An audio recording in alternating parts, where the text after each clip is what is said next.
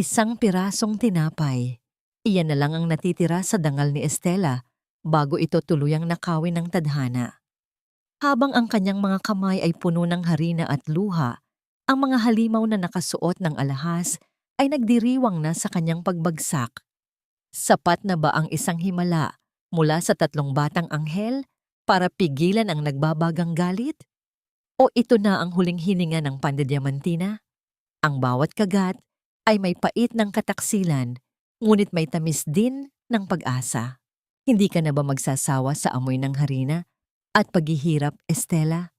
Wala nang milagrong darating para isalba ang butas-butas mong bubong, kaya pirmahan mo na ito at umalis ka nang may kaunting dangal na natitira. Ang malalamig na salitang yon mula kay Marites ay tila mga palasong bumaon sa likod ni Estela, ngunit hindi siya lumingon. Sa gitna ng madilim at mainit na kusina ng Pandediamantina, patuloy ang kanyang mga kamay sa pagmasa ng huling piraso ng kwarta. Ang bawat diin ng kanyang palad ay tila isang panalangin, isang pagkapit sa huling alaala ng kanyang yumaong asawa. Ang pawis na gumagapang sa kanyang noo ay humahalo sa alat ng luhang pilit niyang tinitiis na huwag pumatak sa ibabaw ng mesa.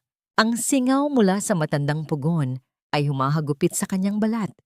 Isang pamilyar na hapdi na mas pipiliin niya kaysa sa lamig ng katotohanang nasa kanyang harapan. Humarap si Marites, suot ang kanyang mamahaling sapatos na tila humahalik sa bitak-bitak na sahig ng tiyanggihan. Inilapag niya ang isang makapal na folder sa ibabaw ng mesang puno ng harina, dahilan upang lumipad ang ilang puting alikabok sa hangin. Tumingin si Estela sa mga dokumento at doon, sa ilalim ng logo ng Cafe Imperio, ay nakita niya ang isang pirma na nagpaguho sa kanyang mundo. Hindi ito pirma ng isang estranghero. Ang bawat kurba at tuldok sa pangalang Veridiana Salvador ay kabisado ni Estela. Ito ang kamay ng babaeng tinuring niyang pangalawang ina. Ang babaeng laging nag-aabot sa kanya ng rosaryo tuwing linggo. At ang babaeng nangako sa kanya na hinding-hindi pababayaan ang mga Vergara. Naramdaman ni Estela ang biglang paglamig ng kanyang mga daliri. Tila ba ang dugo sa kanyang katawan ay tumigil sa pagdaloy.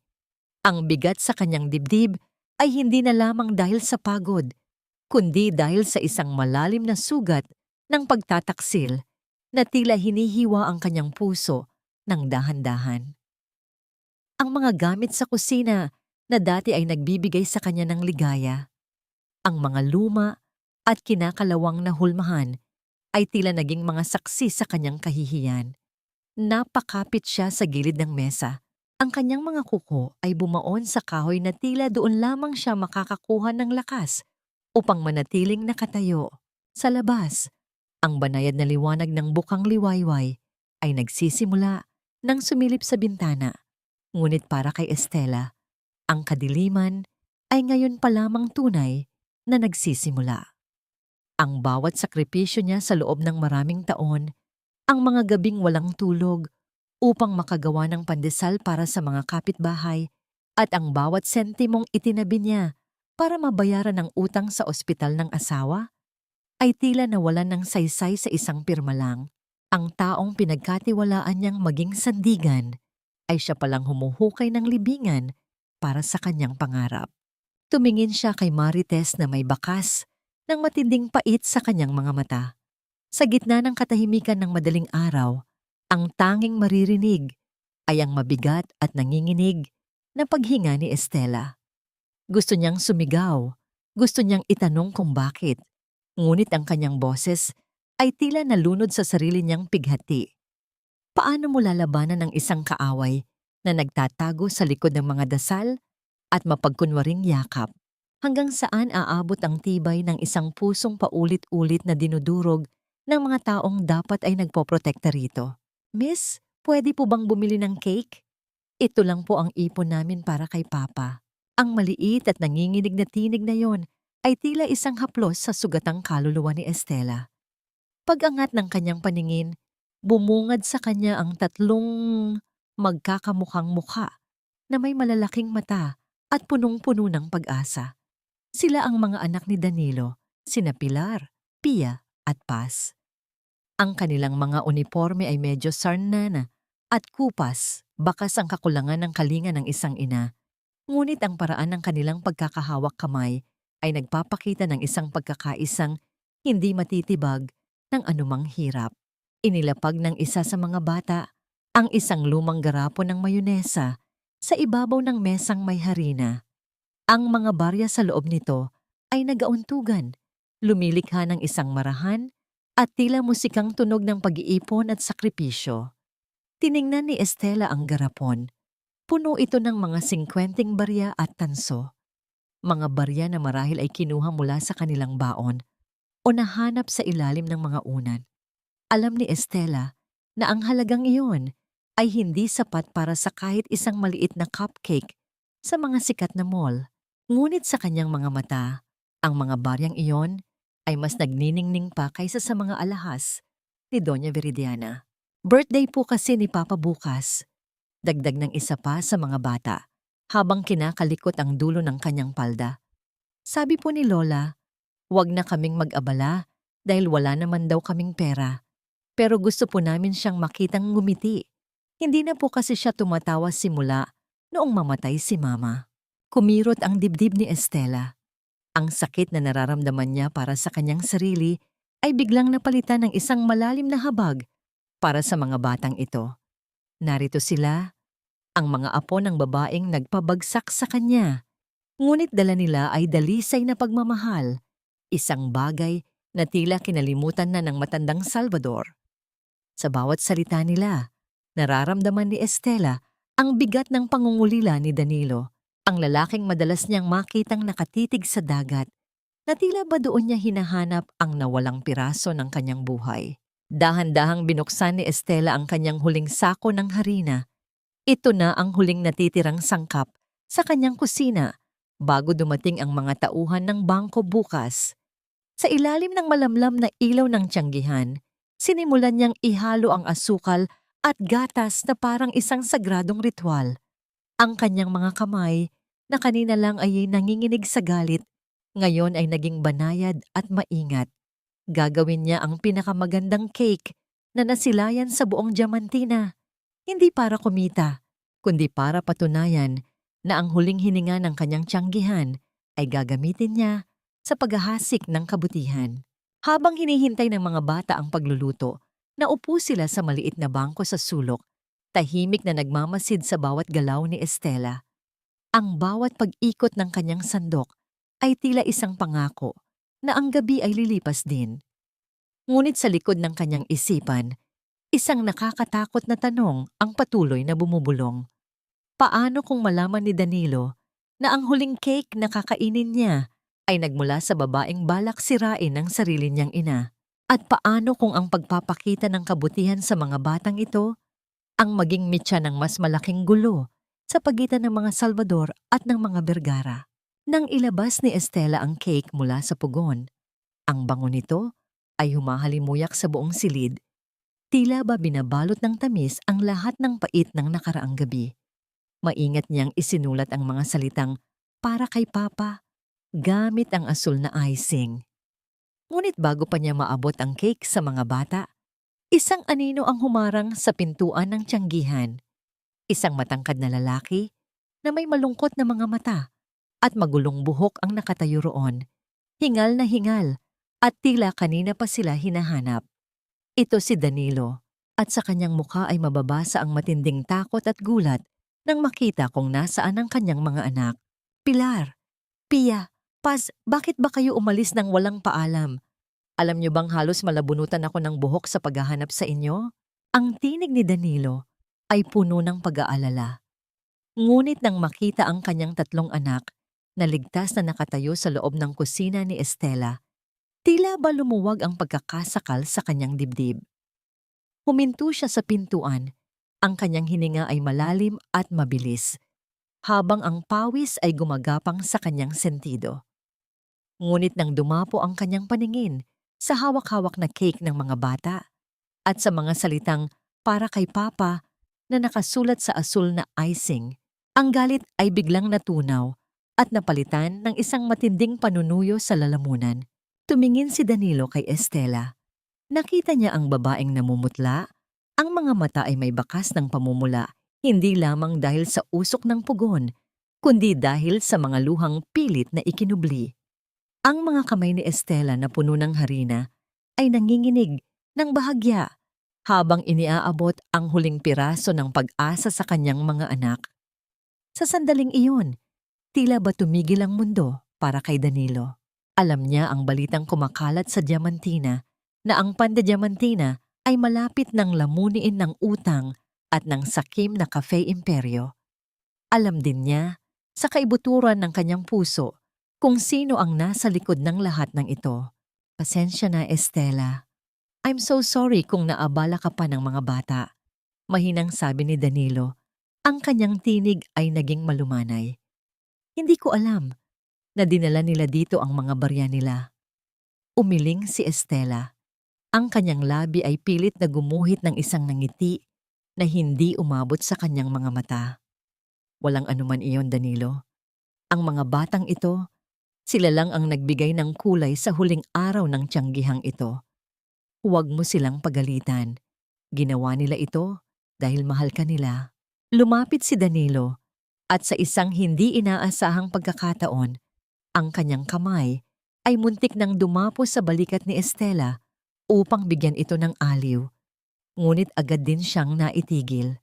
Nararamdaman niya ang pader na itinayo ni Estela. Isang pader ng dangal at pagtitiis.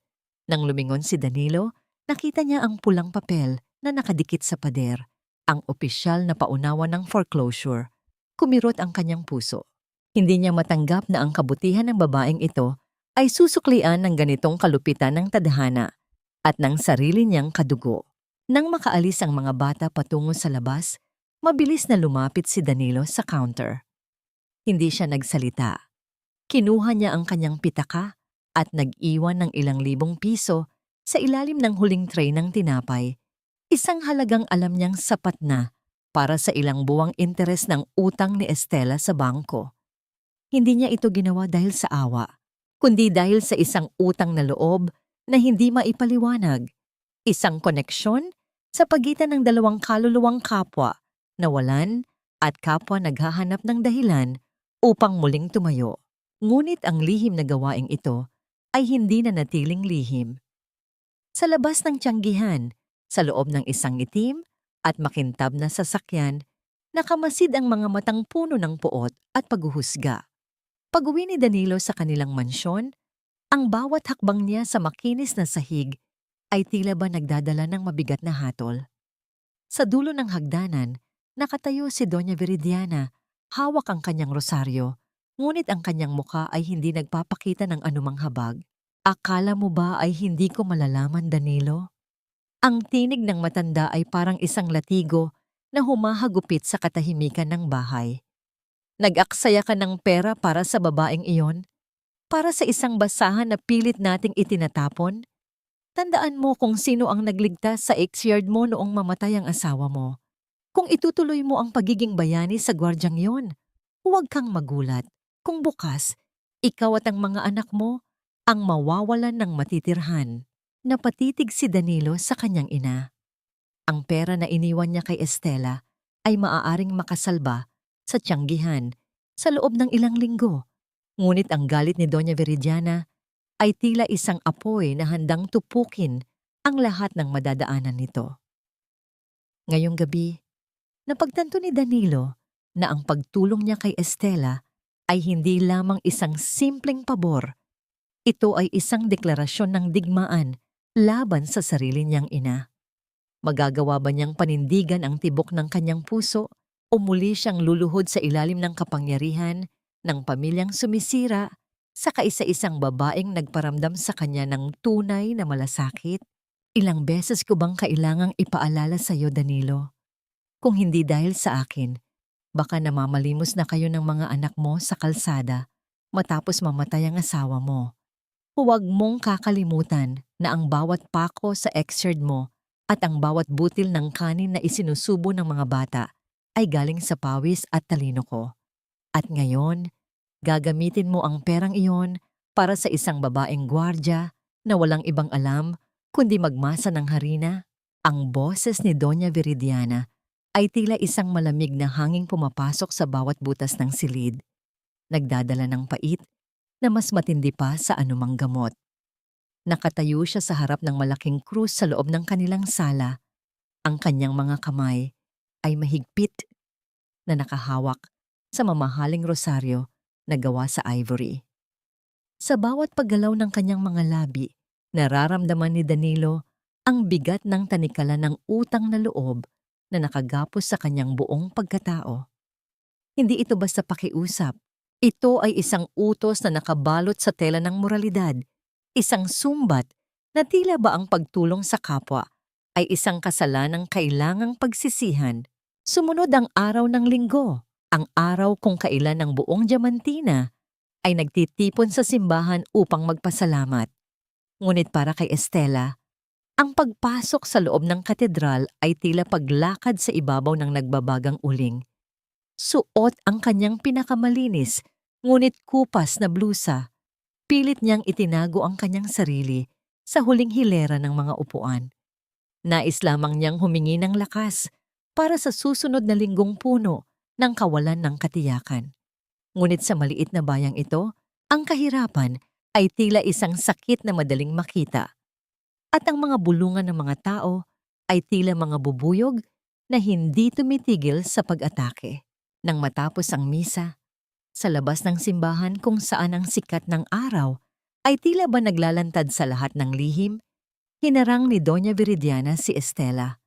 Naroon ang lahat, ang mga opisyalis ng bayan, ang mga matatandang tsismosa, at higit sa lahat, si Danilo na nasa tabi ng kanyang ina, nakayuko at hindi makatingin ng diretsyo.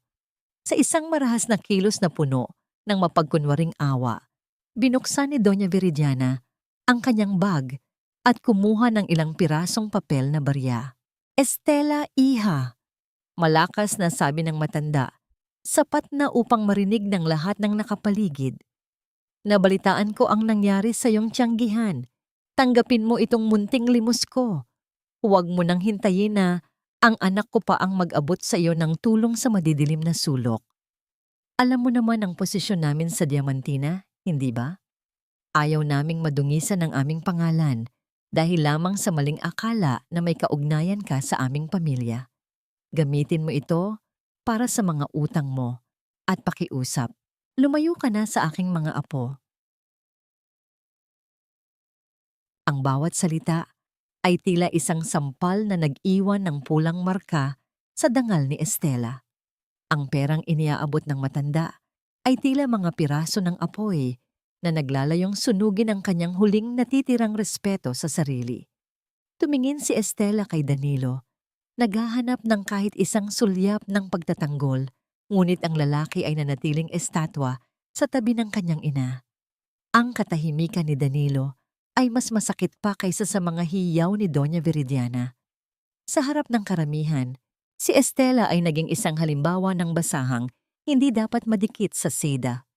Dahan-dahang tumalikod si Estela, hindi kinuha ang pera, at naglakad palayo habang ang kanyang mga hakbang ay tila ba bumabaon sa putik ng kahihiyan.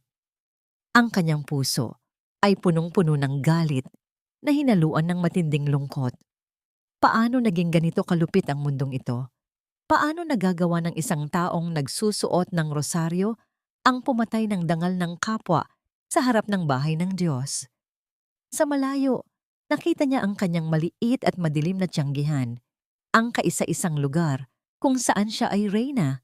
Ngunit ngayon, kahit ang mga pader nito ay tila tumatawa sa kanyang pagkatalo.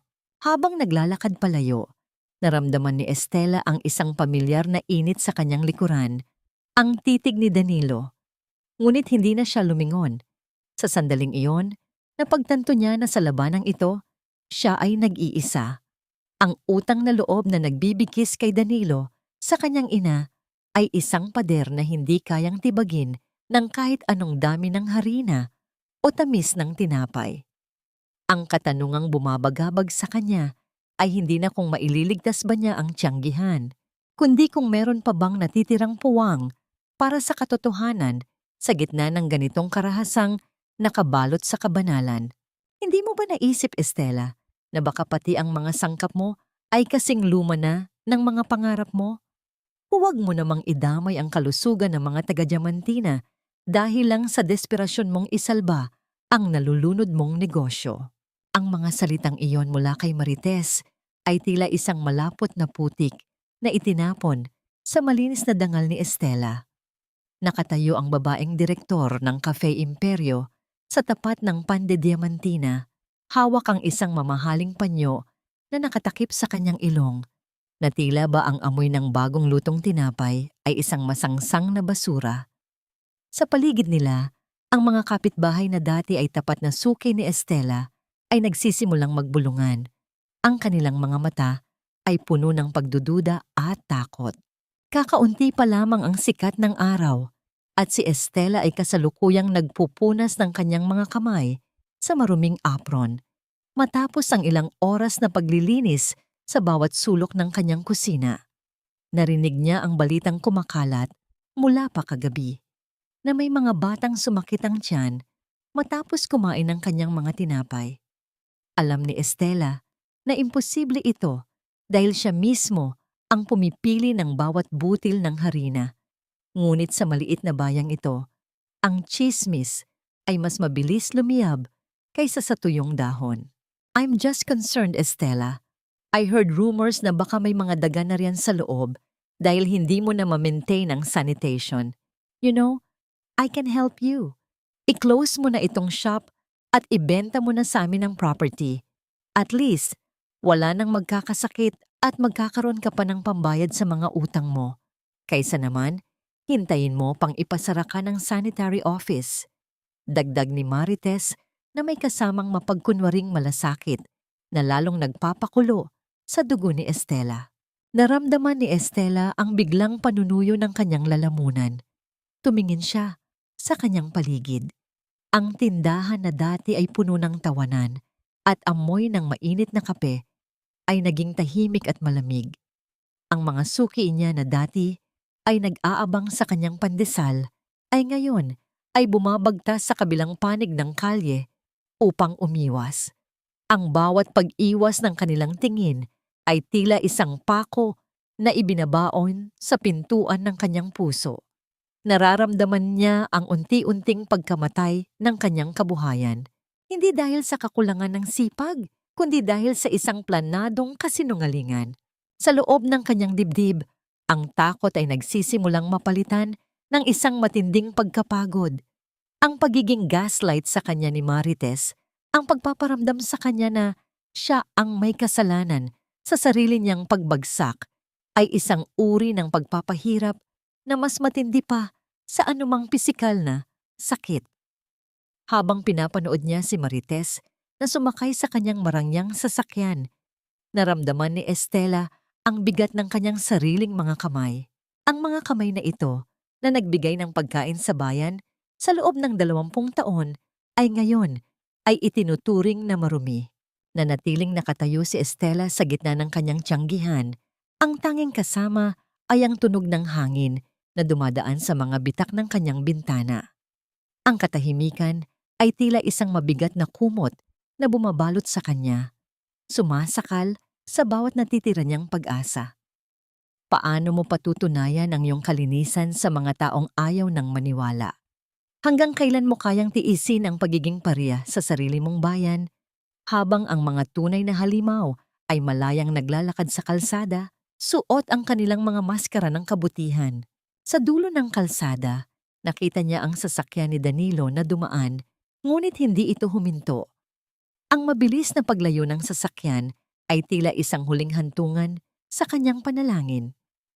Sa sandaling iyon, ang pakiramdam ng pag-iisa ay naging ganap.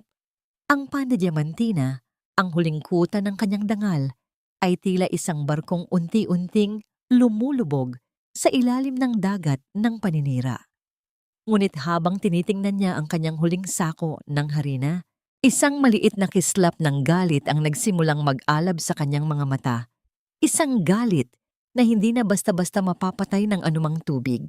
Ang lamig sa loob ng bangko ay tila hininga ng isang libingan, sumasakal sa bawat natitirang lakas ni Estela habang nakatayo siya sa harap ng isang mesang gawa sa makintab na salamin. Hawak niya ang kanyang mga luma at gusot na dokumento. Ang kanyang mga daliri ay nanginginig sa bawat paglipat ng pahina. Ang manager sa kanyang harapan ay hindi man lang nag-angat ng tingin. Ang tanging maririnig ay ang marahang paghampas ng kanyang ballpen sa ibabaw ng mesa. Isang tunog na tila nagbibilang ng bawat segundong nawawala sa buhay ni Estela. "Sir, parang awa niyo na po. Isang buwan lang.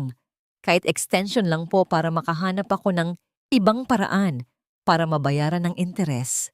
Ang tinig ni Estela ay halos pabulong na, puno ng pagsusumamo na nagmumula sa kaibuturan ng kanyang pagkatao. Nang makita ang malamig na iling ng manager, naramdaman ni Estela ang biglang panghihina ng kanyang mga tuhod.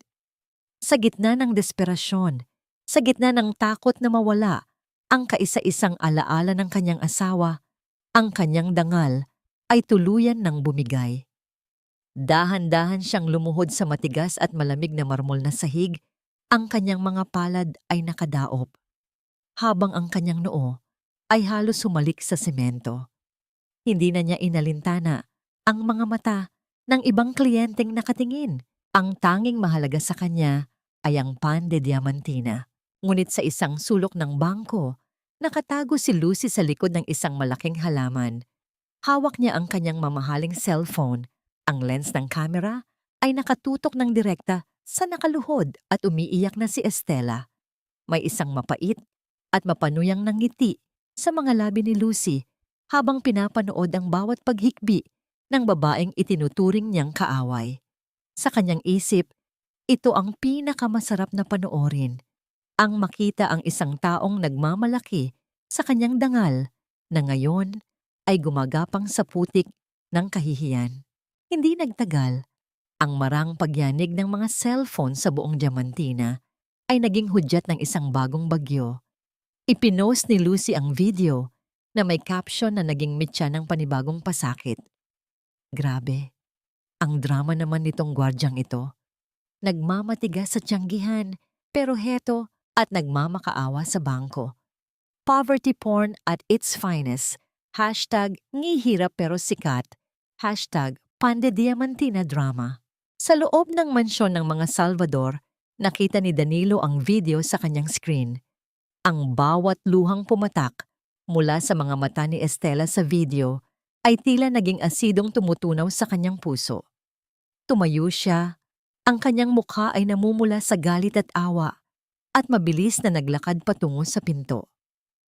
Ngunit bago pa niya mahawakan ang seradura, ang mahigpit at malamig na kamay ni Doña Viridiana ay humawak sa kanyang braso.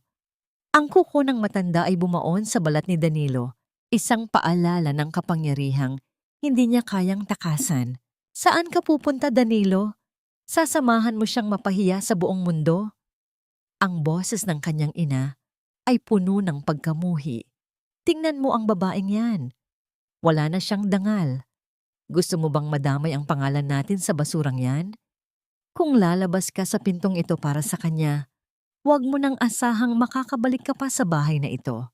Napako si Danilo sa kanyang kinatatayuan. Ang kanyang mga kamao ay nakakuyom hanggang sa mamuti ang kanyang mga buko-buko. Ang sakit na makitang dinudurog ang babaeng mahalaga sa kanya. Habang wala siyang magawa, ay isang uri ng impyernong hindi niya inakalang mararanan. Sa malayo, nakita ni Estela ang mga tao sa kalsada na tumitingin sa kanya, at pagkatapos ay sa kanilang mga phone, ang kanilang mga tawa at bulungan ay tila mga latigong humahagupit sa kanyang kaluluwa. Sa sandaling iyon, hindi lamang ang tiyanggihan ang nawala sa kanya, pati ang huling piraso ng kanyang pagkatao ay tila ninakaw na rin ng mundong walang habag. Ang gabi sa Diamantina ay tila isang malapot na tinta na bumabalot sa bawat sulok ng tiyanggihan, nagdadala ng isang uri ng katahimikan na hindi nagbibigay ng kapayapaan, kundi ng pangamba. Sa loob ng madilim na kusina, tanging ang maliit na ningas ng isang kandila ang nagbibigay ng liwanag kay Estela. Nakaupo siya sa sahig. Ang kanyang likod ay nakasandal sa malamig na pader, habang ang kanyang mga mata ay nakatitig sa kawalan. Ang bawat pagpikit niya ay tila muling nagpapakita ng video ng kanyang pagluhod sa bangko. Ang kanyang kahihiyan na ngayon ay pag-aari na ng buong mundo. Ang bawat tibok ng kanyang puso ay tila isang mabigat na martilyo na humahampas sa kanyang dibdib. Pinapaalala sa kanya ang bawat pangarap na unti-unting dinudurog ng mga taong makapangyarihan. Dahan-dahang tumayo si Estela upang suriin ang kanyang mga huling kagamitan. Ngunit sa kanyang paglalakad patungo sa bintana, naramdaman niya ang isang kakaibang pagbabago sa hangin. Hindi ito ang pamilyar na amoy ng alat mula sa dagat o ang bango ng tuyong harina. May isang matapang at nakakairitang amoy na tila nanunuot sa bawat bitak ng kahoy, ang amoy ng gasolina. Ang kanyang balat ay kinilabutan at ang bawat balahibo sa kanyang braso ay tumayo. Tumingin siya sa labas, sa madilim na kalsada kung saan ang mga anino ng mga puno ay tila mga higanteng nagmamasid. Nakita niya ang isang mabilis na pagkilos ng isang anino sa likod ng kanyang bodega. Ang tunog ng mga tuyong dahon na tila ba may mabigat na paa ang tumatapak sa mga ito, ngunit wala siyang nakitang tao. Sa kabilang dako ng bayan, sa loob ng marangyang opisina ni Doña Viridiana, hindi rin dalawin ng antok si Danilo. Ang bawat sulok ng mansyon na gawa sa nara at ginto ay tila naging isang kulungang sumasakal sa kanya. Sa gitna ng kanyang pag-aalinlangan, sinimulan niyang buksan ang mga luma at itinatagong folder sa ilalim ng mesa ng kanyang ina. Ang kanyang mga kamay ay nanginginig habang binabasa ang mga lihim na kontrata sa pagitan ng Pamilya Salvador at ng Cafe Imperio. Ang bawat pirma at bawat dokumento ay tila mga piraso ng isang puzzle na unti-unting nabubuo. Isang plano hindi lamang para palaguin ang negosyo, kundi para burahin ang bawat bakas ng kasaysayan ng mga Vergara sa Diamantina. Napatigil si Danilo nang makita ang isang mapa ng kanilang distrito. May mga pulang marka sa bawat lupain at ang Pan de Diamantina, ang tanging natitirang asul na tuldok na nakatakdang burahin. Ang mas masakit, nakita niya ang mga resibo ng mga transaksyon para sa mga special clearing operations na may petsa ng gabing iyon. Ang kanyang puso ay tila lalabas sa kanyang lalamunan sa bilis ng pagtibok nito. Napagtanto niya na ang serye ng malas na nararanasan ni Estela ay hindi nagkataon lamang. Ang bawat paninira, ang bawat video, at ang bawat panggigipit ay mga hakbang lamang patungo sa isang mas malaki at mas madilim na plano. Mabilis na kinuha ni Danilo ang kanyang susi at patakbong lumabas ng mansyon. Hindi na pinansin ang tawag ng kanyang ina mula sa itaas ng hagdan. Ang hangin sa labas ay nagsisimulang lumakas, nagbabadya ng isang unos na hindi lamang magdadala ng ulan. Sa bawat metrong tinatakbo ng kanyang sasakyan patungo sa tiyanggihan ni Estela, ang panalangin ni Danilo ay tila isang desperadong hiyaw sa langit. Sa malayo, nakita niya ang isang maliit na kislap ng liwanag sa madilim na kalsada. Isang apoy na nagsisimulang sumayaw sa gitna ng kadiliman. Tila isang halimaw na dahan-dahang gumagapang patungo sa kaisa-isang lugar na natitira para kay Estela. Ang paglamig ng gabi ay biglang napalitan ng isang nakakapapasong init na tila nagmumula sa kailaliman ng lupa. Sa ilalim ng pinto ng kusina, isang mapanirang liwanag na kulay kahel ang nagsimulang sumayaw, dahan-dahang gumagapang at lumalaki hanggang sa maging isang dambuhalang anino sa dingding. Nanlaki ang mga mata ni Estela nang makita ang usok na kulay abo na tila mga daliring pumapasok sa bawat bitak ng kahoy, nagdadala ng amoy ng nasusunog na pangarap at pagtataksil. Sa isang saglit, ang katahimikan ng Pan de Diamantina ay naglaho, napalitan ng malalakas na pagngit-ngit ng tuyong kahoy habang nilalamon ng nagbabagang apoy ang pundasyon ng kanyang buhay. Hindi! Huwag ang tiyanggihan ko! Huwag ngayon! Ang hiyaw ni Estela. Ngunit ang kanyang boses ay tila nalunod sa malakas na singasing ng apoy na lalong lumiliyab dahil sa hanging nagmumula sa dagat. Imbes na tumakbo palabas patungo sa kaligtasan, lalong sumuong si Estela sa gitna ng makapal na usok. Ang bawat hininga niya ay tila may kasamang mga bubog na sumusugat sa kanyang baga, ngunit hindi siya tumigil. May isang bagay siyang hindi maaaring iwanan, ang lumang kwaderno ng mga recipe na pamana pa ng kanyang mga magulang at ang kaisa-isang litrato ng kanyang yumaong asawa na nakasabit sa tapat ng pugon. Ang init ay tila humahagupit sa kanyang balat, nag-iiwan ng mga mapulang marka habang ang mga piraso ng nasusunog na kisame ay nagsisimulang bumagsak sa kanyang paligid, tila mga bumabagsak na bituin na may dalang kamatayan. Sa labas, ang sasakyan ni Danilo ay huminto sa gitna ng kalsada na tila isang kidlat. Halos hindi pa humihinto ang gulong ay tumalon na siya palabas. Ang kanyang mga mata ay nanlilisik sa takot habang nakikita ang buong tiyanggihan na tila isang malaking sulo sa gitna ng kadiliman. Ang bawat tibok ng kanyang puso ay tila isang babala na baka huli na ang lahat. Estela? Estela, nasaan ka? Ang sigaw niya, ang kanyang tinig, ay basag at puno ng desperasyon. Walang pag-aalinlangan niyang hinubad ang kanyang jacket, binuhusan ng tubig mula sa isang timba sa labas, at binalot ang kanyang ulo bago sumugod sa loob ng nagbabagang impyerno. Sa loob, natagpuan ni Danilo si Estela na nakadapa sa sahig. Ang isang kamay ay mahigpit na nakayakap sa kwaderno at sa litratong basag na ang salamin. Ang babae ay halos hindi na makahinga. Ang kanyang mukha ay puno ng uling at luha, ngunit ang kanyang mga mata ay nanatiling nakatitig sa huling alaala ng kanyang nakaraan. Sa isang mabilis na pagkilos, binuhat ni Danilo si Estela. Naramdaman niya ang bigat ng katawan nito na tila bawala ng buhay at mabilis na tumakbo palabas sa sandaling ang malaking poste ng bubong ay bumagsak sa mismong kinatatayuan nila kanina. Nang makalabas sila, ang huling bahagi ng pandediamantina ay tuluyan ng bumigay, lumilikha ng isang malaking ulap ng abo at mga talsik ng apoy na tumaas sa langit. Inihiga ni Danilo si Estela sa damuhan, malayo sa init, at pilit na ginigising ang babae. Sa gitna ng nanginginig na mga kamay, naramdaman ni Danilo ang mahinang tibok ng puso ni Estela.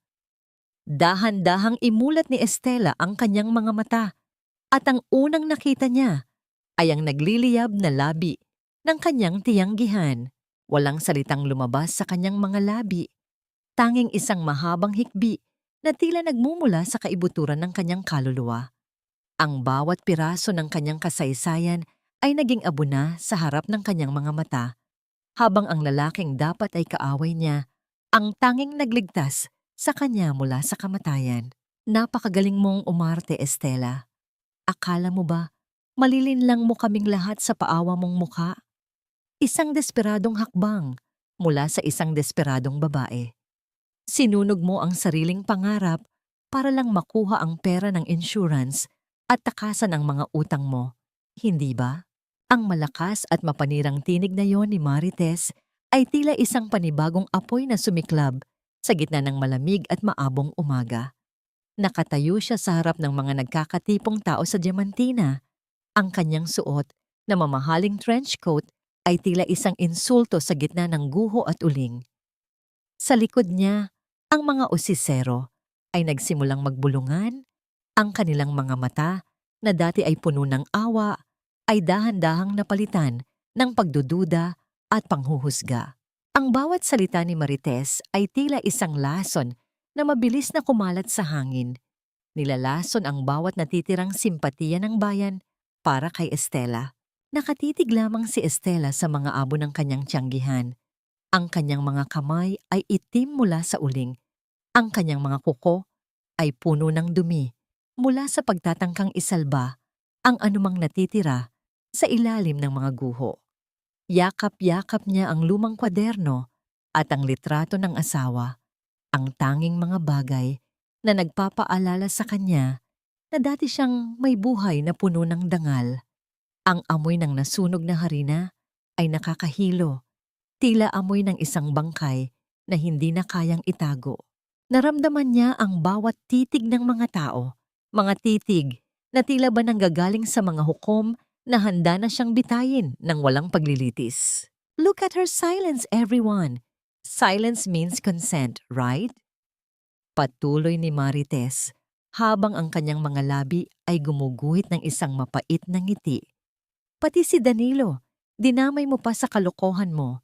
Nilagay mo sa panganib ang buhay ng anak ng mga Salvador para lang magmukhang biktima. Napakakapal ng mukha mo, Estela. Sa unang pagkakataon sa loob ng maraming taon, naramdaman ni Estela ang isang kakaibang pakiramdam sa kanyang dibdib. Hindi ito ang dati at pamilyar na bigat ng lungkot. Hindi rin ito ang pait ng pangungulila.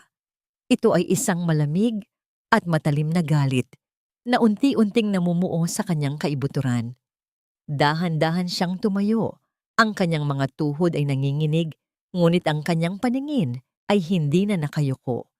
Tumingin siya nang direkta sa mga mata ni Marites at sa loob ng kanyang isipan, tila ba may isang malaking pader na tuluyan ng gumuho. Ang babaeng dati ay yumuyuko sa bawat hampas ng tadhana ay wala na doon sa gitna ng mga abo. Nang ilipat ni Estela ang kanyang tingin sa kanyang mga kamay, nakita niya ang isang piraso ng tela na nakasabit sa isang bakal malapit sa pinagmulan ng apoy. Hindi ito tela ng kanyang apron. Ito ay isang piraso ng mamahaling asul na tela. Ang uri ng tela na nakita niya sa suot ni Lucy noong nakaraang araw. Ang kanyang puso ay tumibok ng mabilis, hindi dahil sa takot, kundi dahil sa isang biglang pagkakatanto. Ang bawat paghihirap niya, ang bawat kahihiyan, at ang mismong apoy na lumamon sa kanyang buhay ay hindi isang aksidente. Ito ay isang sadyang pagpatay sa kanyang pagkatao. Hindi sumigaw si Estela. Hindi rin siya nakipagtalo kay Marites. Sa halip, maingat niyang itinago ang piraso ng asul na tela sa loob ng kanyang kwaderno. Tinalikuran niya ang mapanuyang mukha ni Marites at ang mapanghusgang mga mata ng bayan. Habang naglalakad siya palayo sa guho ng Pan de Diamantina, ang bawat hakbang niya sa ibabaw ng mga uling ay tila isang panunumpa. Sa gitna ng abo at alabok, isang bagong Estela ang nagsisimulang mabuo. Isang Estela na hindi na iiyak para sa awa, kundi lalaban para sa katotohanan. Ngunit hanggang saan ang kaya niyang gawin laban sa mga Salvador, lalo na ngayong alam niya na ang lihim na hawak niya ay maaaring sumira sa mismong pamilya ng lalaking nagligtas sa kanyang buhay? Ang bawat butil ng abo na dumidikit sa balat ni Estela ay tila mga bulong ng nakaraan, mga bulong na matagal nang ibinaon sa ilalim ng dagat, ngunit ngayon ay muling bumabangon upang maningil. Sa ilalim ng nagbabagang init ng araw, muling bumalik si Estela sa guho ng Pan de Diamantina.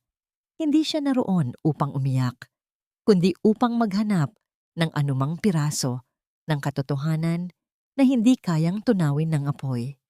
Sa isang sulok ng bodega na himalang hindi tuluyang gumuho, natagpuan niya ang isang lumang kahon na gawa sa bakal.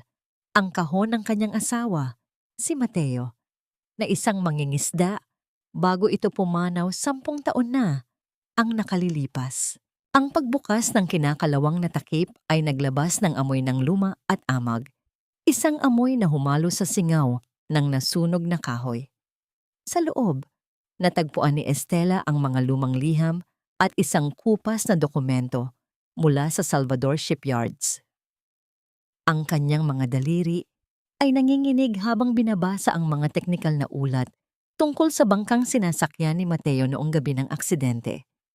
Ayon sa ulat, ang bangka ay hindi dapat pinayagang pumalaot dahil sa mga depektibong kagamitan at kakulangan sa safety equipment. Mga bagay na sadyang tinipid ni Doña Viridiana upang mas malaki ang makuha nilang kita mula sa insurance.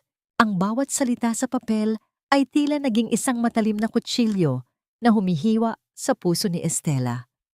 Ang yaman na tinatamasa ngayon ng mga Salvador, ang mansyong kinatatakutan ng buong bayan, at ang mismong kapangyarihan ni Doña Viridiana ay itinayo sa ibabaw ng mga pangarap na nalunod kasama ni Mateo. Naramdaman ni Estela ang isang matinding paninikip ng dibdib. Tila ba ang tubig alat ng dagat 10 taon na ang nakalilipas ay ngayon pa lamang pumapasok sa kanyang mga baga. Ang kahirapang pinagdaanan niya, ang mga gabing wala siyang makain, at ang bawat patak ng pawis niya sa pagmamasa ng harina ay bunga lahat ng isang malupit na kapabayaan. Lahat ng ito, lahat ng sakit na ito, nagsimula sa inyo.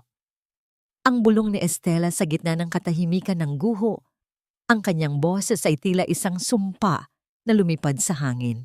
Sa gitna ng kanyang pighati, biglang sumulpot ang imahe ni Danilo sa kanyang isipan, ang lalaking nagligtas sa kanya mula sa apoy, ang lalaking nagpakita ng kabutihan sa gitna ng kanyang madidilim na gabi. Paano niya magagawang tingnan muli si Danilo nang hindi nakikita ang dugo ng kanyang asawa sa mga kamay ng pamilya nito? Ang katanungang ito ay tila isang malaking pader na humarang sa namumuo nilang ugnayan. Ang bawat magandang alaala nila ay tila naging abo na rin na dungisan ng katotohanang ang kaligayahan ng mga Salvador ay binayaran ng buhay ng mga taong tulad ni Mateo. Niyakap ng mahigpit ni Estela ang dokumento sa kanyang dibdib. Ang kanyang mga mata ay nakatitig sa asul na dagat sa malayo. Ang dagat na dati ay simbolo ng kanyang pangungulila ay naging saksi na ngayon sa isang krimeng hindi kailanman nabigyan ng katarungan.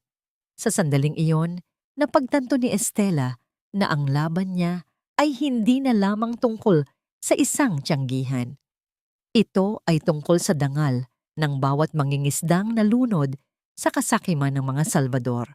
Habang ang araw ay dahan-dahang lumulubog, ang dilim na bumabalot sa Diamantina ay tila nagbabadya ng isang bagyo. Isang bagyong hindi hihinto hanggat hindi lumalabas ang katotohanang matagal nang itinatago sa ilalim ng mga alon. Mabuti na lang at mabilis ang mga tauhan mo, Marites. Ngayong wala na ang tiyanggihang iyon, wala nang rason ang mga tao para tumambay pa sa tapat ng itatayo nating gusali. Ang dumi ay dapat talagang nililinis sa pamamagitan ng apoy. Ang tinig ni Doña Viridiana ay tila isang malamig na bulong na nagmumula sa kailaliman ng isang madilim na kuweba. Sa loob ng malawak at marangyang silid-aklatan ng mansyon, ang bawat salita niya ay tila nanunuot sa bawat butas ng mga dingding na gawa sa narara.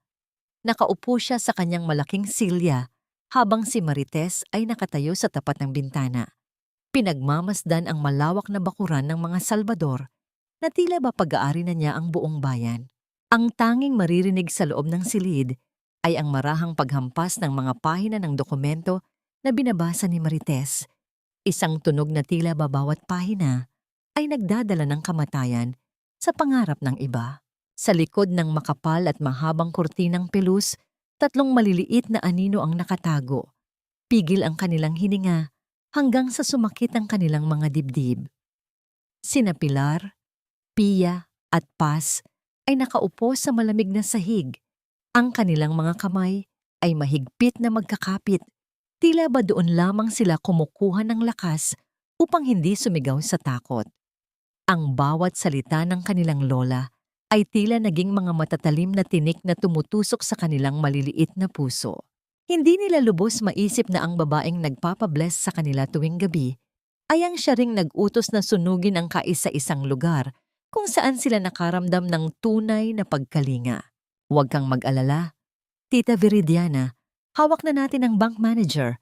Ang video ni Lucy ay sapat na para isipin ng lahat na si Estela ang may kasalanan.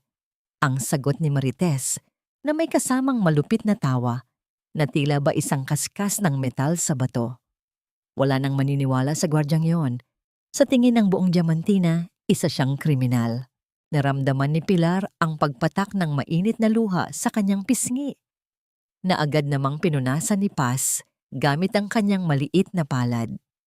Ang takot sa kanilang mga mata ay napalitan ng isang matinding kalituhan.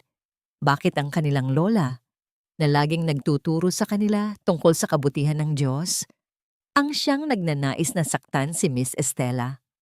Ang imahe ni Estela na gumagawa ng kanilang cake, ang amoy ng harina, at ang banayad na tinig nito ay tila isang malayong panaginip na binubura na ngayon ng katotohanang naririnig nila.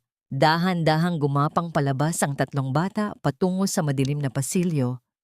Ang bawat hakbang nila ay maingat na hindi lumikha ng kahit anong tunog sa makinis na sahig. Ang bawat pagtibok ng kanilang mga puso ay tila isang malakas na tambol sa kanilang mga pandinig. Pinapaalala sa kanila ang panganib kung mahuhuli sila. Nais nilang tumakbo patungo sa silid ni Danilo. Nais nilang isumbong ang lahat. Ngunit bago pa sila makarating sa dulo ng hagdanan, isang anino ang humarang sa kanila. Nakatayo si Doña Viridiana sa gitna ng pasilyo. Ang kanyang muka ay kalahating nababalot ng dilim at ang kanyang mga mata ay tila naglalabas ng kakaibang kislap na hindi pa nila kailanman nakikita. Ang rosaryo sa kanyang kamay ay nakalawit. Ang krus ay tumatama sa kanyang hita sa bawat dahan-dahang hakbang niya patungo sa mga bata. Ang katahimikan ng mansyon ay naging mas lalong nakakatakot. Tila ba pati ang hangin ay natatakot na dumaan. Bakit gising pa ang aking mga anghel? Ang tanong ng matanda. Ang kanyang boses ay tila isang matamis na lason. May narinig ba kayo na hindi para sa inyong mga tainga? Alam niyo naman kung ano ang nangyayari sa mga batang hindi marunong sumunod at nakikinig sa usapan ng matatanda. Hindi ba? Napaurong ang tatlong bata. Ang kanilang mga tuhod ay nanginginig sa harap ng babaeng dati ay itinuturing nilang protektor. Sa sandaling iyon, ang mansyon na dati ay kanilang tahanan ay naging isang malaking kulungan. Ang katanungang bumabagabag sa kanila ay hindi na kung paano sila makakatulong kay Estela, kundi kung paano sila makakaligtas sa sarili nilang lola na tila ba naging isang halimaw sa gitna ng kadiliman. Nay, bitawan mo sila. Parang awa mo na. Huwag mong takutin ang sarili mong mga apo. Ang tinig ni Danilo ay tila isang malalim na dagundong na bumasag sa nakakapanghilakbot na katahimikan ng pasilyo. Nakatayo siya sa dulo ng hagdanan. Ang kanyang mga kamao ay nakakuyom at ang kanyang mga mata ay nag-aapoy sa halo-halong galit at pait. Nang makita ang kanyang tatlong anak na nakaluhod sa takot sa harap ng kanyang ina, naramdaman ni Danilo ang isang bagay na tuluyan nang naputol sa loob ng kanyang dibdib. Ang bawat taon ng pananahimik, ang bawat pagyuko niya sa ilalim ng utos ni Doña Viridiana ay tila naging isang malaking pasanin na hindi na niya kayang pasanin pa. Dahan-dahang binitawan ni Doña Viridiana ang balikat ni Pilar. Ngunit ang kanyang mukha ay hindi nagpakita ng pagsisisi. Sa halip, inayos niya ang kanyang marangyang suot at humarap sa kanyang anak na may mapait na nangiti. Ang bawat butil ng kanyang rosaryo ay tila naging mga saksi sa isang digmaang pampamilya na matagal nang iniiwasan ni Danilo. Ang hangin sa loob ng mansyon ay tila naging mas mabigat, puno ng amoy ng luma at amag na kinalimutan na ng panahon. You're home late, Danilo. At ngayon, sisigawan mo ako sa harap ng mga batang ito? Ang boses ng matanda ay tila isang matalim na labaha. Huwag mong kakalimutan na ang bawat hininga mo sa bahay na ito ay utang mo sa akin. Ang dangal ng mga Salvador ay nakasalalay sa kamay ko. At kung kailangan kong maging malupit para protektahan kayo, gagawin ko. Danggal? Ang tanong ni Danilo na may kasamang mapait na tawa na tila kaskas ng bakal sa bato. Ang tawag mo ba sa pagsunog sa kabuhayan ng iba ay dangal? Ang pagpatay sa asawa ni Estela, 10 taon na ang nakalilipas dahil sa pagtitipid sa safety equipment ng Exard, dangal ba ang tawag mo doon? Ma'am, Nakita ko ang mga files. Narinig ng mga anak ko ang plano niyo ni Marites. Ang bahay na ito ay hindi itinayo sa dangal, kundi sa mga bangkay ng mga taong nagtiwala sa atin. Tila tumigil ang pag-ikot ng mundo sa loob ng mansyon. Ang bawat salita ni Danilo ay tila isang kidlat na tumama sa gitna ng silid. Ang mukha ni Doña Veridiana ay namutla. Ang kanyang mga labi ay nanginginig sa galit na hindi na niya kayang itago. Hindi niya inakala na ang kanyang anak, ang kanyang masunuring Danilo, ay maglalakas loob na ungkatin ng mga lihim na matagal na niyang ibinaon sa ilalim ng dagat.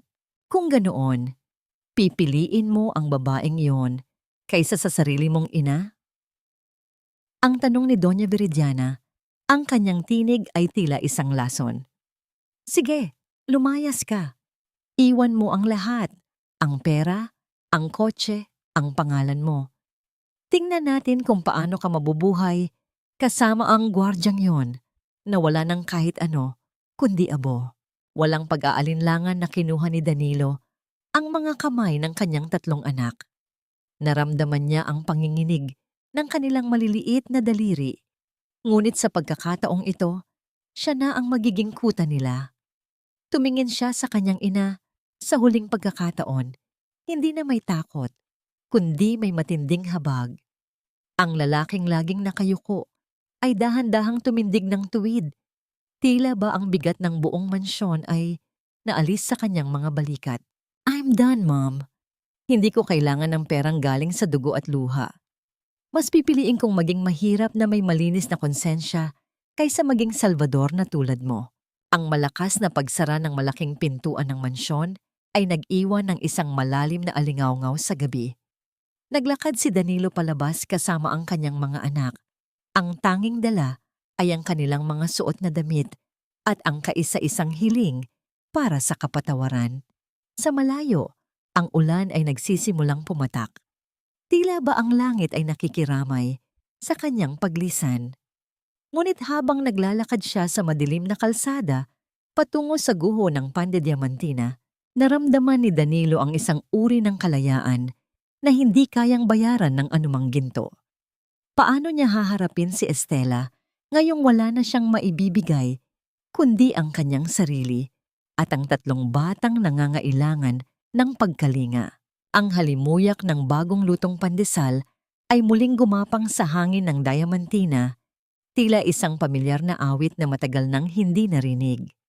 Hindi ito nanggagaling sa malaking pugon ng Pan de Diamantina, kundi mula sa isang maliit at payak na kariton na gawa sa mga pinagtabasan at nilinis na kahoy mula sa exerd ni Danilo.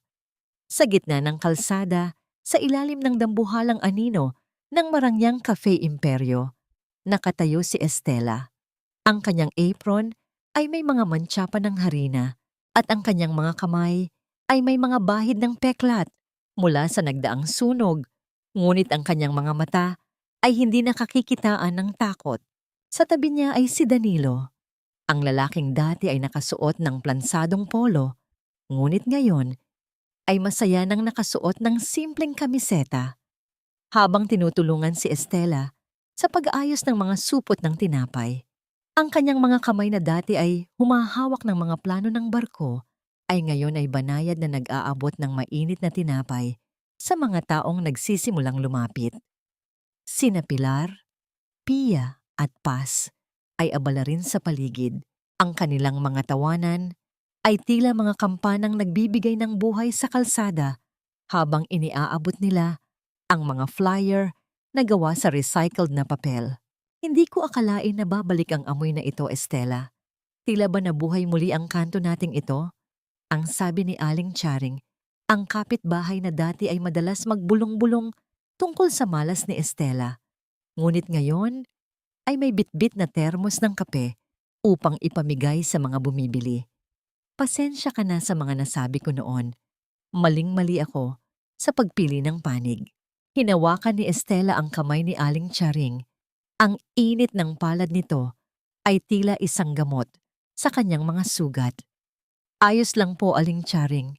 Ang mahalaga ay narito tayo ngayon. Ang tinapay na ito, hindi lang ito pagkain, Ito ang ating paninindigan na hindi tayo basta-basta mapapatay ng apoy o ng pera. Sa loob ng Cafe Imperio, sa likod ng malalaking salamin na pader, nakatayo si Marites. Ang kanyang muka ay tila naging isang madilim na ulap habang pinapanood ang dumaraming tao sa tapat ng kariton ni Estela. Ang bawat benta ni Estela ay tila isang sampal sa kanyang plano. Hindi niya matanggap na ang isang gwardyang itinuturing niyang basura ay nagagawa pang bumangon at kumuha ng atensyon ng bayan sa harap mismo ng kanyang negosyo. Ang bawat tawa ng mga bata at ang bawat pasasalamat ng mga tao ay tila isang ingay na hindi niya matagalan. Akala ba nila ay tapos na ang laban? Ang bulong ni Marites sa sarili, ang kanyang mga kuko ay bumaon sa hawak niyang mamahaling baso ng kape. Kung ayaw nilang makuha sa santong dasalan, kukunin natin sila sa santong paspasan. Kinuha ni Marites ang kanyang telepono at mabilis na tinawagan ang munisipyo upang ireklamo ang illegal vending sa tapat ng kanyang shop. Ngunit hindi niya alam na si Estela ay may bitbit na higit pa sa tinapay sa gabing iyon. Sa ilalim ng kariton, nakatago ang lumang kwaderno na naglalaman ng mga dokumento ng exard at ang piraso ng asul na tela ni Lucy. Habang ang mga tao ay masayang kumakain, ang bawat kagat nila sa tinapay ay tila isang pag-aahanda para sa isang malaking pasabog na nakatakdang mangyari sa darating na pista ng bayan. Ang bawat sulyap ni Danilo kay Estela ay puno ng paghanga at isang uri ng pag-ibig na mas malalim pa sa mga salita. Sa gitna ng hirap at pagiging tila mga palaboy, natagpuan nila ang isang kayamanang hindi kayang manakaw ni Doña Viridiana, ang tunay na pagkakasundo ng kanilang mga kaluluwa. Ngunit sa kabila ng tamis ng tagumpay na ito, ang panganib ay nananatiling nakatago sa dilim. Isang puting sasakyan ang dahan-dahang huminto sa kabilang kalsada at mula sa loob nito, ang malamig na mga mata ni Doña Viridiana ay nakatitig sa kanila, tila isang maninila na naghihintay ng tamang pagkakataon upang tuluyang tapusin ang nasimulan ng apoy. Ang tagumpay na ito ay hindi lang para sa akin, kundi para sa buong Diamantina na handa na sa pagbabago at modernisasyon. Ang boses ni Marites ay umalingaw-ngaw sa buong plaza. Pinalakas ng mga dambuhalang speaker na tila baniyanig ang pundasyon ng mga lumang bahay sa paligid.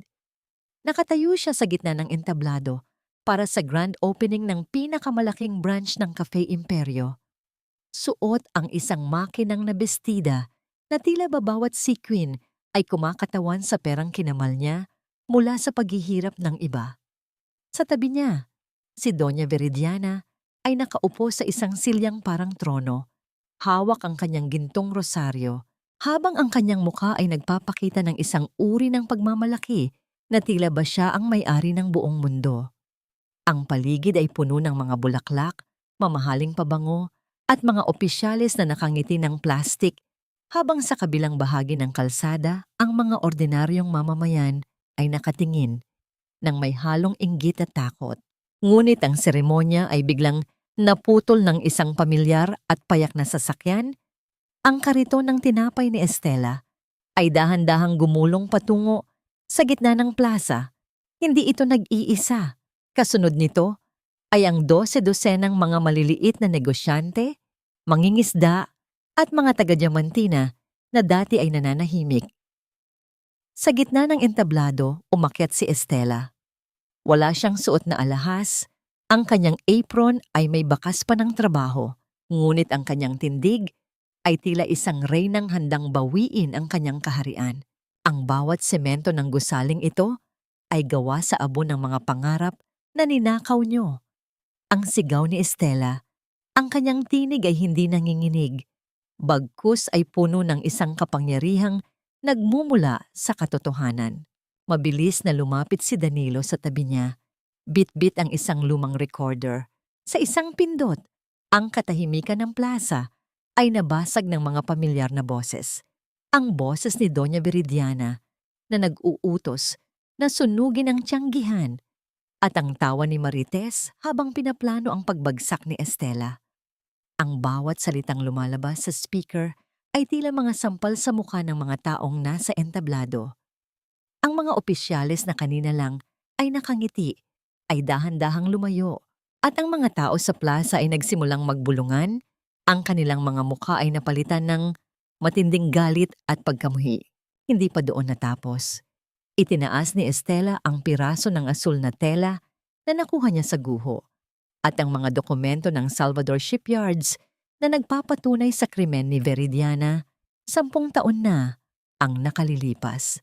Ang mukha ni Doña Veridiana ay nawalan ng kulay, ang kanyang mga labi ay nanginginig, at ang kanyang mga kamay ay hindi na malaman kung saan ilalagay ang kanyang rosaryo.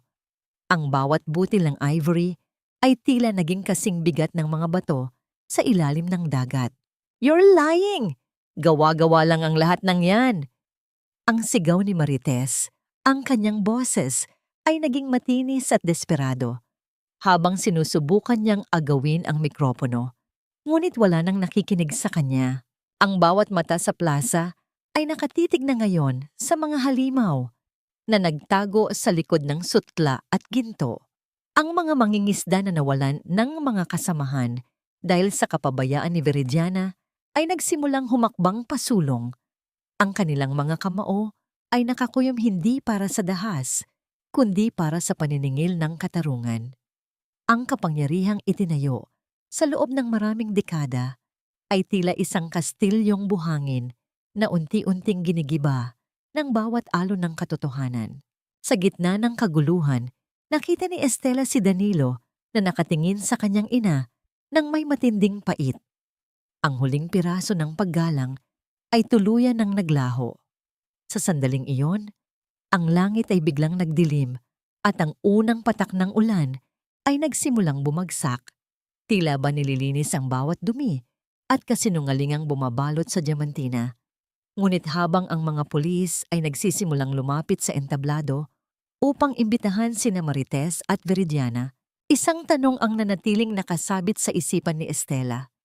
Ang katarungan ba ay sapat na upang punan ang puwang sa kanyang puso? O ang tunay na laban ay magsisimula pa lamang sa pagharap niya sa mga taong sumira sa kanyang nakaraan? Ang malakas na buhos ng ulan sa plaza ng Diamantina ay tila isang malupit na paghuhukom. Nililinis ang bawat bakas ng marangyang pagdiriwang na nauwi sa isang malaking kahihiyan. Sa gitna ng putikan, ang mga pulis ay dahan-dahang lumapit kay Marites. Ang marahas na pagkapit ng malamig na bakal sa kanyang mga pulso ay nagdulot ng isang tunog na tila ba naging huling hantungan ng lahat ng kanyang ambisyon. Ang kanyang makinang na bestida ay basa na at puno ng dumi. Ang kanyang buhok na maingat na inayos ay ngayon ay nakadikit sa kanyang mukha na tila mga daliring humahamak sa kanya. "Bitawan niyo ako. Hindi niyo ba kilala kung sino ang kinakalaban niyo? I can buy this whole town. I can buy your lives." Ang sigaw ni Marites, ang kanyang boses, ay naging matinis at puno ng desperasyong tila ba isang sugatang hayop na pilit kumakawala.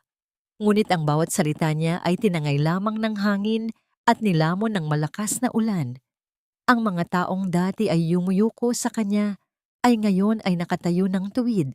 Ang kanilang mga mata ay puno ng pagkasuklam habang pinapanood siyang isinasakay sa loob ng sasakyan ng mga awtoridad.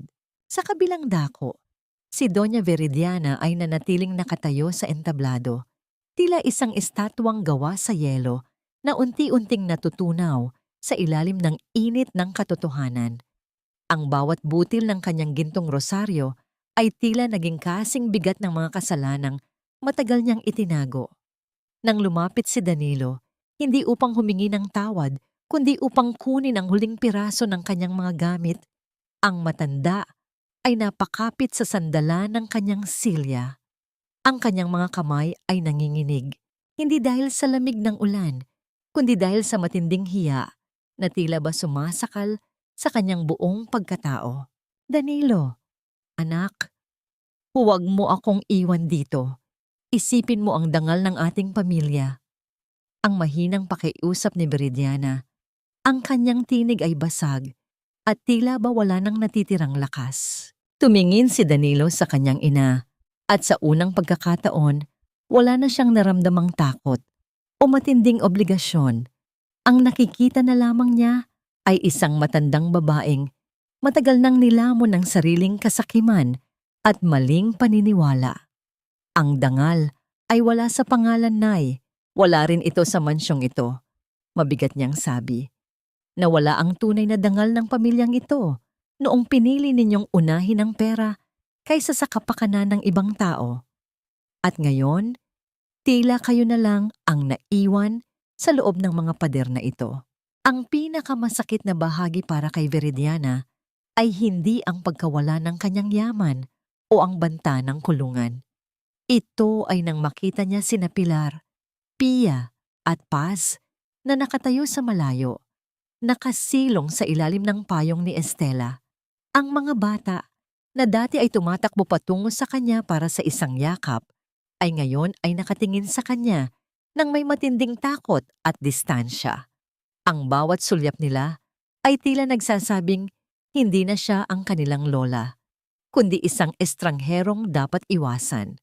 Ang kaisipang mamamatay siyang mag-isa, na ang kanyang mga apo ay lalaking may takot sa kanyang pangalan, ay isang parusang mas matindi pa sa anumang hatol ng korte.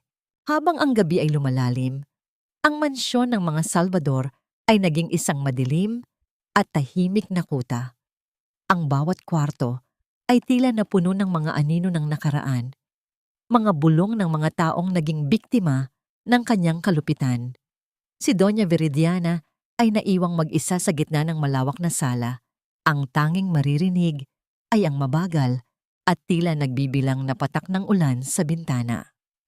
Ang kanyang kapangyarihan ay naglaho na at ang kaisa-isang bagay na natira sa kanya ay ang isang rosaryong hindi na makapagbigay ng anumang aliw o kapayapaan sa kanyang madilim na kaluluwa.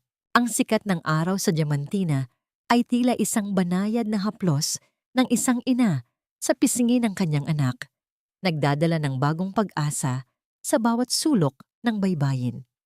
Sa kinalalagyan ng dating guho ng Pan de Diamantina, isang bagong estruktura ang dahan-dahang tumindig. Hindi ito ang dambuhalang gusali na balak itayo ni Marites, kundi isang maayos at maliwanag na tiyanggihan na gawa sa matitibay na kahoy at semento. Ang bawat pako na ibinaon at ang bawat patong ng pintura ay hindi binayaran ng malaking korporasyon, kundi bunga ng pagkakaisa ng mga taga-Diamantina. Ang mga mangingisda, ang mga tindera sa palengke, at maging ang mga kabataang dati ay napapadaan lang. Lahat sila ay nag-abot ng tulong upang muling mabuhay ang amoy ng tinapay sa kanilang kanto. Sa loob ng bagong pakusina, dahan-dahang hinahaplos ni Estela ang makinis na ibabaw ng kanyang bagong mesa. Ang kanyang mga kamay ay may mga peklat pa, mga tuyong marka ng nagdaang apoy, ngunit ang bawat hapdi ay tila naging bahagi na ng kanyang lakas. Wala na ang bigat sa kanyang dibdib na tila ba may nakadagan na malaking bato. Sa bawat paghinga niya, nararamdaman niya ang linis ng hangin, ang tamis ng kalayaang hindi na kailangang magtago sa takot o kahihiyan. Ang Pan de Diamantina ay hindi na lamang pag-aari ng mga Vergara. Ito na ang Pan de Diamantina Cooperative, ang kuta ng mga taong naniwala na ang katotohanan ay may sariling paraan upang bumangon mula sa abo. Estela, look at this. Halos maubos na agad ang unang batch ng ating sourdough bread. Sabi ng mga tao, iba raw ang lasa nito ngayon. Parang may kasamang tamis ng tagumpay. Ang wika ni Danilo habang maingat na inilalagay ang mga bagong supot sa estante. Ang kanyang mukha ay masigla. Ang mga mata na dati ay puno ng lungkot ay ngayon ay naglalaro ang kislap ng katuwaan. Ang kanyang mga kamay na dati ay bihasa sa paggawa ng mga plano ng barko ay ngayon ay bihasa na rin sa paghawak ng tray ng mga mainit na tinapay. Tumingin si Estela sa labas ng bintana sa dako kung saan nakatayo ang mansyon ng mga Salvador sa itaas ng burol. Ang bahay na yon ay nananatiling tahimik at tila walang buhay. Nabalitaan niya na si Doña Viridiana ay kasalukuyang humaharap sa sunod-sunod na kaso at ang yaman nito ay unti-unti nang nauubos sa mga bayad sa abogado at danyos sa mga biktima ng kanyang kapabayaan. Sa loob ng puso ni Estela, wala na siyang nararamdamang galit. Ang galit ay isang uri ng apoy na sumusunog din sa may-ari nito at matagal na itong pinatay ni Estela gamit ang tubig ng pagpapatawad. Hindi dahil karapat-dapat ang matanda, kundi dahil karapat-dapat ang kanyang sariling puso sa kapayapaan. Naramdaman ni Estela ang maliliit na bisig na yumakap sa kanyang baywang. Sina Pilar, Pia at Paz ay pumasok sa kusina. Ang kanilang mga uniforme ay bago na at ang kanilang mga mukha ay punong-puno ng sigla habang tinutulungan silang mag-ayos ng mga dekorasyon para sa muling pagbubukas ng tindahan. Ang bawat halakhak nila ay tila isang himig na bumubura sa bawat alaala ng takot sa loob ng mansyon. Sa sandaling iyon, napagtanto ni Estela na ang tunay na paghilom ay hindi nangyayari sa isang iglap. Ito ay isang dahan-dahang proseso, tila pag-alsa ng kwarta sa ilalim ng init hanggang sa maging isang masarap at buong tinapay.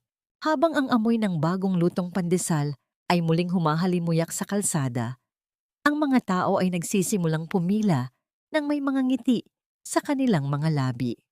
Ang bawat barya na inilalapag nila sa counter ay may kasamang kwento ng pakikiramay at suporta. Tiningnan ni Estela si Danilo at sa isang tahimik na sandali ng pagkakaintindihan, nalaman nila na ang pinakamahirap na bahagi ng kanilang paglalakbay ay natapos na. Ang sugat ng nakaraan ay naging peklat na lamang, isang paalala na ang isang tao ay maaring mabasag, ngunit maaari rin siyang mabuong muli ng mas matibay at mas maganda kaysa noon. What? Ang huling sinag ng araw ay handahang gumagapang sa makintab na sahig ng bagong pan de diamantina, nag-iiwan ng kulay gintong bakas sa bawat sulok ng tiyanggihan. Sa loob ng kusina, ang amoy ng banilya at bagong hurnong tinapay ay tila isang mainit na yakap na bumabalot sa bawat isa. Tapos na ang mahabang pila ng mga suki at ang katahimikan ay muling naghari. Ngunit hindi na ito ang katahimikang puno ng takot. Ito ay isang uri ng kapayapaan na tila ba ang bawat gamit sa loob ng kusina ay humihinga ng maluwag. Nakatayo si Estela sa tapat ng malaking bintana, pinagmamasdan ang banayad na paghampas ng mga alon sa baybayin. Ang kanyang mga kamay ay puno pa ng kaunting harina. Ang bawat puting pulbos ay tila mga bituin sa kanyang balat. Naramdaman niya ang isang pamilyar na presensya sa kanyang likuran. Hindi na niya kailangang lumingon upang malaman na si Danilo iyon. Ang bawat hakbang ng lalaki ay tila isang matatag na ritmo na nagbibigay sa kanya ng katiyakan na hindi na siya muling maglalakad ng mag-isa sa gitna ng dilim. You look beautiful, Estela. Kahit na may harina ka pa sa dulo ng ilong mo. Ang malumanay na biro ni Danilo, ang kanyang tinig ay tila isang haplos sa pandinig ni Estela. Dahan-dahang lumingon si Estela, isang tunay at matamis na ngiti ang sumilay sa kanyang mga labi. Kinuha ni Danilo ang isang malinis na bimpo at banayad na pinunasan ang mantsa sa mukha ni Estela. Ang distansya sa pagitan nila ay nawala at sa loob ng ilang segundo, ang tanging maririnig ay ang mabilis at malakas na pagtibok ng kanilang mga puso. Isang tunog na tila ba isang mahiyaing ibon na naghahanap ng mapagdapuan. Ang init ng hininga ni Danilo sa kanyang balat ay nagdulot ng isang matinding kilig na tila ba kuryenteng dumadaloy sa bawat ugat ni Estela. Inabot ni Danilo ang isang maliit na kahon mula sa kanyang bulsa. Hindi ito ginto at wala itong malaking diamante na tulad ng mga alahas ng kanyang ina. Ito ay isang simpleng singsing na gawa sa pilak na may disenyong tila ba mga magkakaugnay na trigo. Wala na akong mansyon na maibibigay sa iyo, Estela. Wala na rin ang yaman na dati ay ipinagmamalaki ng mga Salvador. Ang tanging dala ko lang ay ang aking sarili ang aking katapatan, at ang pangakong hinding-hindi ko bibitawan ng kamay mo kahit anong bagyo pa ang dumating. Naramdaman ni Estela ang pamumuo ng mainit na luha sa kanyang mga mata, ngunit sa pagkakataong ito, hindi ito luha ng pighati. Ito ay mga luha ng isang pusong sa wakas ay nakauwi na sa kanyang tahanan. Dahan-dahang isinuot ni Danilo ang singsing sa kanyang daliri. Ang bawat haplos nito ay tila isang panata na nakaukit na sa kanilang kapalaran. Ang pakiramdam ng malamig na bakal sa kanyang mainit na balat ay tila naging huling piraso ng puzzle na kukumpleto sa kanyang buhay. Hindi ko kailangan ng ginto, Danilo. Sapat na sa akin ang amoy ng tinapay, ang ingay ng mga bata, at ang malamang na narito ka sa tabi ko. Ang sagot ni Estela. Ang kanyang tinig ay puno ng paninindigan at pagmamahal. Sa sandaling iyon, ang pinto ng kusina ay biglang bumukas at pumasok ang tatlong maliliit na anghel. Sina Pilar, Pia at Paz ay patakbong lumapit sa kanila. Ang kanilang mga mukha ay punong-puno ng katuwaan. Sabay-sabay silang yumakap sa binti ni na Estela at Danilo. Tila ba bumubuo ng isang matibay na kuta ng pagmamahalan. Ang pinakamatamis na musika para kay Estela ay nang sabay-sabay na tumawag ang tatlong bata ng isang salitang matagal na niyang hiling na marinig. Mama, Papa, gutom na po kami. Pwede na po ba nating kainin ang cake na ginawa niyo? Ang bawat tawanan nila ay tila mga bituin na nagbigay ng liwanag sa loob ng pan de diamantina. Binuhat ni Danilo ang dalawa sa mga bata habang si Estela naman ay hinawakan ng kamay ng isa pa.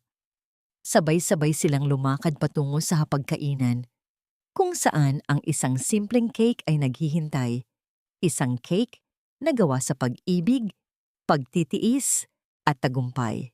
Ang bawat piraso ng tinapay na kanilang pagsasaluhan ay tila isang paalala na sa kabila ng bawat apoy at bawat sakit, ang pinakamatamis na bahagi ng buhay ay palaging nasa dulo ng isang mahabang paghihintay.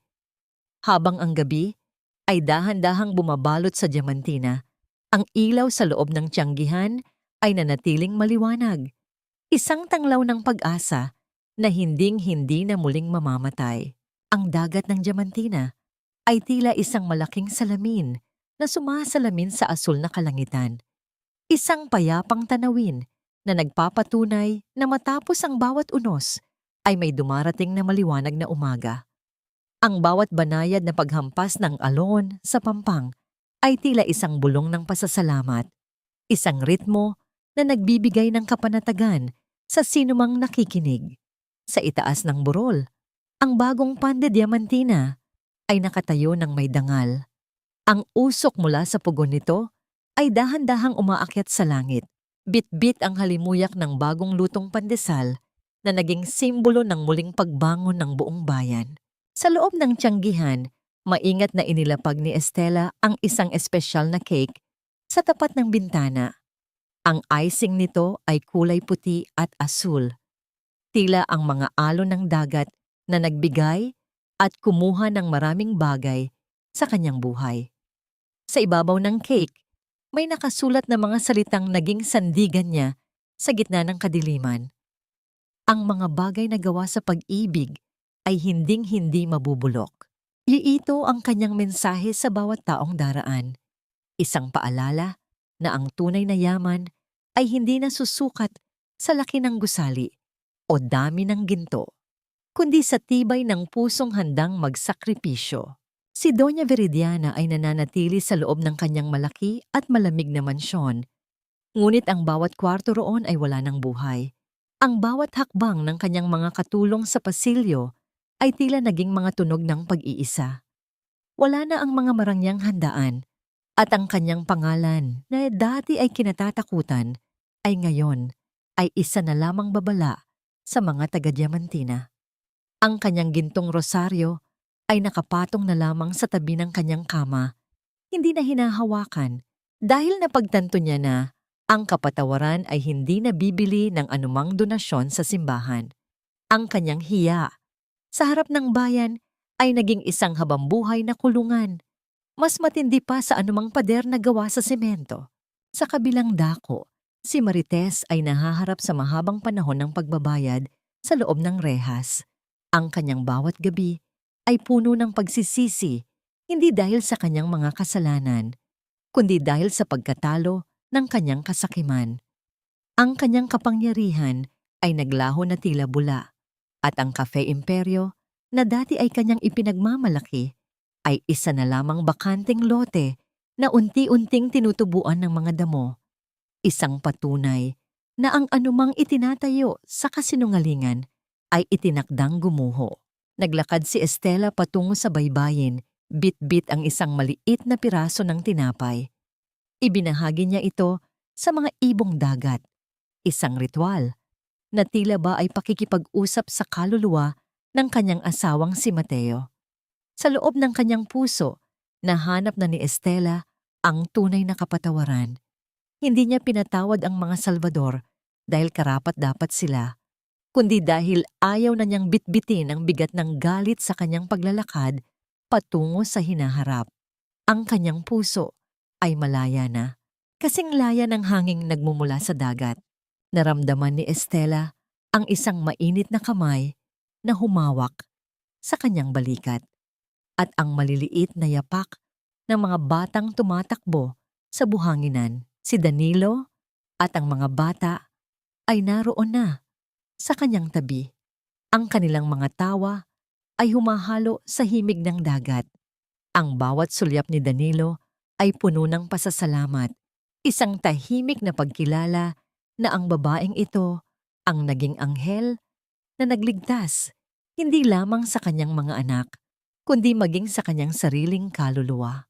Ang kwento ng Pan de Diamantina ay hindi lamang kwento ng isang tiyanggihan.